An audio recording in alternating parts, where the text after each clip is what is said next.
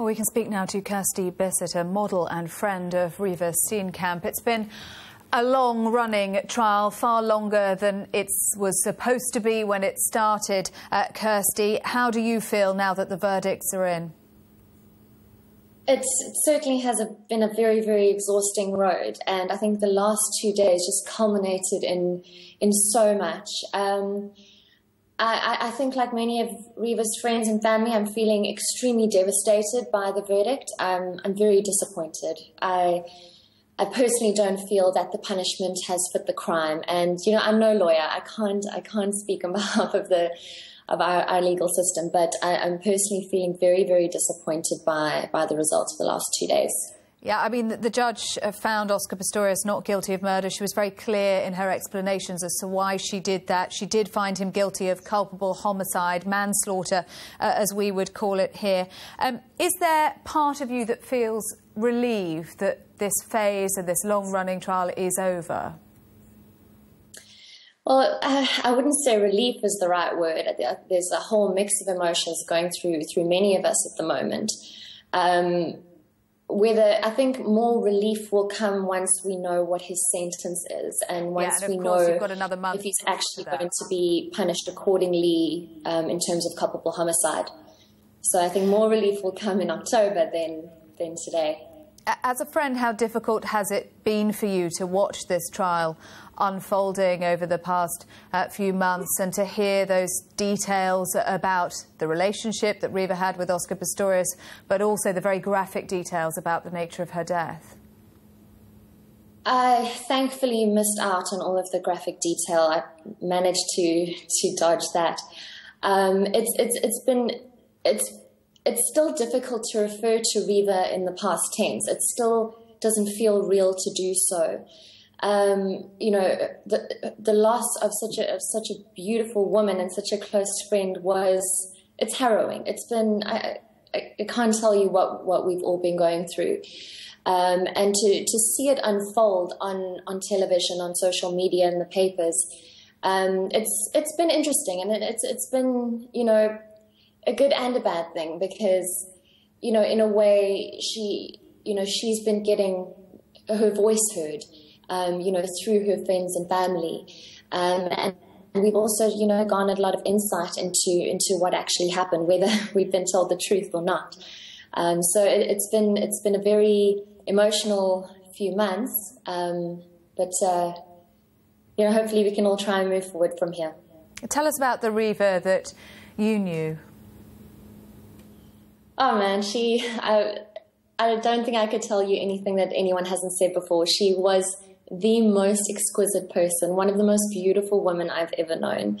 I knew her for about 3 or 4 years prior to her passing, through the modeling industry. And it was just so refreshing to know someone like her in this industry, because she was so humble, she was so funny, she was so smart, and of course she was absolutely beautiful. So, growing close to her through the years was an absolute honor, and to see how successful she was, but how grounded she still remained was a really, really beautiful thing to witness. She was a fantastic person. You walked into a room and it was like her event and her fame was on the rise, but she would still run to you from across the room to come say hi.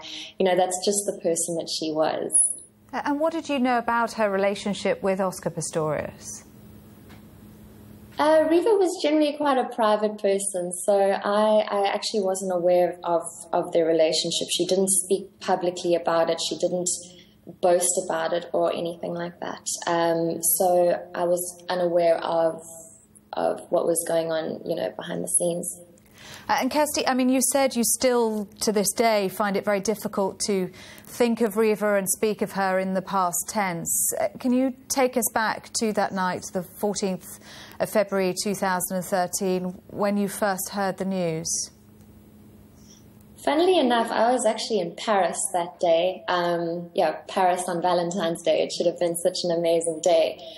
But yeah, I woke up that morning and I looked at Twitter, to see what was going on in the news, as I do. And I saw a tweet from someone that said that Oscar had shot his girlfriend. And I thought, oh my gosh, that's disgusting. Like, who would come up with such a sick rumor? And then it became clear through reputable news sources that it actually happened. And, for a second, it kind of went through my mind that, I hope that it wasn't her. I know that sounds so wrong, but, I was just hoping that it wasn't my friend. I couldn't believe what was going on.